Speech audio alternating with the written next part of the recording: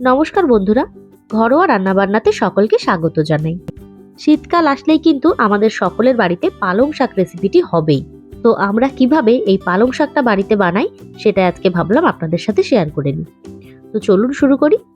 ভিডিওটি শেষ পর্যন্ত দেখার অনুরোধ রইল, আর আমার চ্যানেলটিকে সাবস্ক্রাইব করে পাশে থাকা বেল আইকনটা প্রেস করে দেবেন।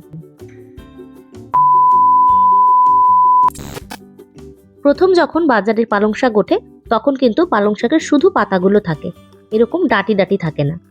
সেগুলো আলাদা আর এটা আলাদা, এটাকে আমরা বলি শীষ পালং। তো এই একটা পালং শাকের ডাল নিয়ে আমি দেখিয়ে দিচ্ছি কিভাবে কাটতে হবে। এর যে মোটা অংশটা মানে যেটা শক্ত অংশ সেটা ফেলে দিতে হবে, আর পাতা ডাঁটি সমস্তটা কিন্তু কেটে নেব। কাটতে গেলেই বুঝবেন নিচের দিকটা একটু শক্ত লাগছে, সেটুকু ফেলে দেব আর বাকি সমস্তটা কেটে নেব। দেখুন শাকটা আমার কাটা হয়ে গেছে, আর শাকটা কিন্তু আমি ভালো করে ধুয়ে নিয়েছি। এবার এই পালং শাক বানাতে আবার কি কি লাগছে, এখানে নিয়েছি মূলো, আলু, শিম, বেগুন আর অবশ্যই কাঁচা লঙ্কা। সাথে আমি এর মধ্যে দেব ডালের বড়ি। তো চলুন সবজিগুলো সবার প্রথমে কেটে নেব। দেখুন সমস্ত সবজি আমার কাটা হয়ে গেছে, আর সাথে আমি কিছু ধনেপাতাও কেটে নিয়েছি।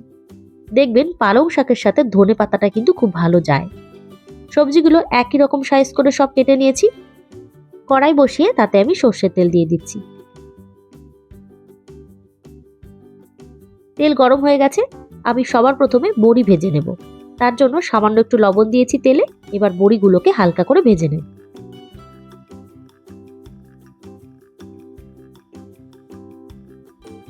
বড়িগুলো ভাজা হয়ে গেছে, এগুলোকে তুলে নিচ্ছি।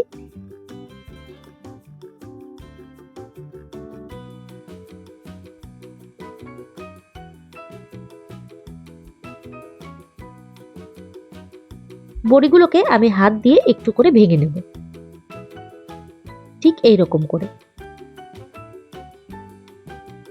এই তেলের মধ্যেই আমি সামান্য আরেকটু তেল দিচ্ছি। পুরো তেলটা গরম হয়ে গেলে দিয়ে দেব 5 ফোড়ন, দেব একটা শুকনো লঙ্কা। একটু নাড়াচাড়া করে নিচ্ছি।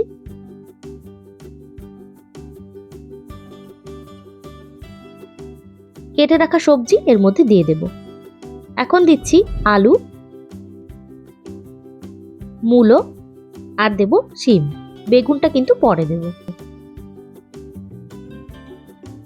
দিয়ে দিচ্ছি পরিমাণ মতো লবণ, পরিমাণ মতো হলুদ। বেশ ভালো করে এগুলোকে ভেজে নেব।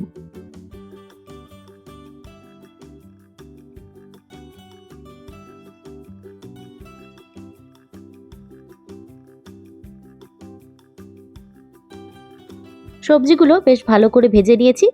এখন আমি এর মধ্যে বেগুনগুলো দিয়ে দিচ্ছি। বেগুনটা দিয়েও আরো একটু এটাকে ভেজে নিচ্ছি। দেখবেন সবজিগুলো যত বেশি ভাজবেন এর স্বাদ কিন্তু ততটাই ভালো হবে।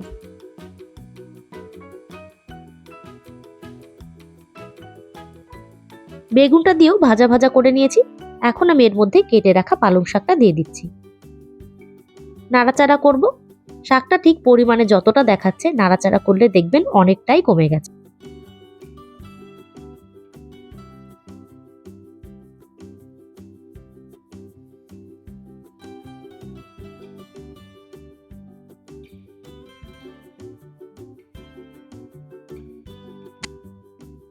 দিয়ে দেব কিছুটা হলুদ। আবারও এটাকে একটু নাড়াচাড়া করে দিচ্ছি।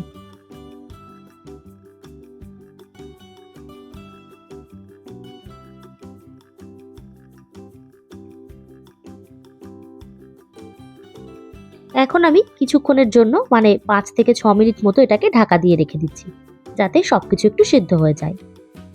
ঢাকনা খুলছি। দেখুন শাক থেকে কিন্তু অনেকটা জল বেরিয়েছে। আমি আবার এটাকে নাড়াচাড়া করে দেব।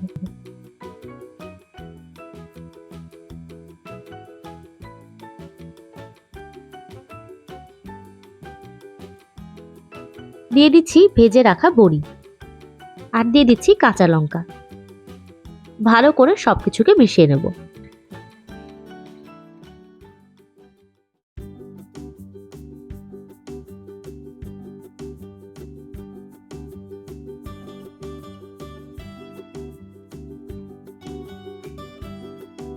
সমস্ত সবজি কিন্তু ভালো করে ভাজা হয়ে গেছে। এখন আমি এর মধ্যে খুব সামান্য জল দিয়ে দিচ্ছি। জল দিয়ে আবার এটাকে নাড়াচাড়া করব। একটু জল দেওয়া এই কারণেই যাতে সবকিছু ভালোভাবে সিদ্ধ হয়ে যায় আর পুরোটা একটু মাখা মাখা হয়ে যায়।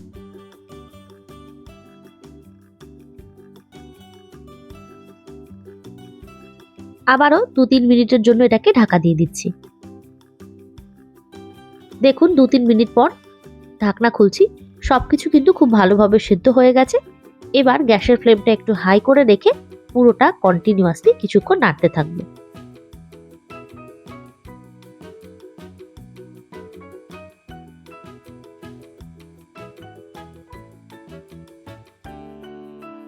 দিয়ে দিচ্ছি কুচনো ধনেপাতা। ধনেপাতা দিয়ে আবার এটাকে মেশাচ্ছি। এবার এটাকে এরকম ভাবে মেশাবো যাতে পুরোটা কিন্তু একটু ঘন্ট টাইপের হয়ে যায়, মানে খুন্তি দিয়ে একটু চেপে চেপে আমি এগুলোকে নাড়বো।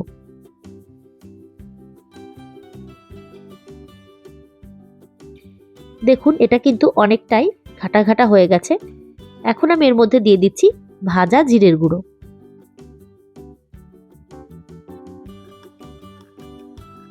ব্যাস, পালং শাকের ঘন্ট কিন্তু আমার একদম রেডি হয়ে গেছে। আর একটু নাড়াচাড়া করে এটাকে শুকিয়ে নেব আর একটু ঘন্ট টাইপের করে নেব। তো কেমন লাগলো রেসিপিটি অবশ্যই জানাবেন। আর আমার ভিডিওটি ভালো লেগে থাকলে লাইক, শেয়ার, কমেন্ট করবেন এবং আমার চ্যানেলে সাবস্ক্রাইব করা না থাকলে অবশ্যই সাবস্ক্রাইব করে পাশে থাকা বেল আইকনটা প্রেস করে দেবেন। ধন্যবাদ। দেখা হবে নতুন একটি ভিডিও নিয়ে।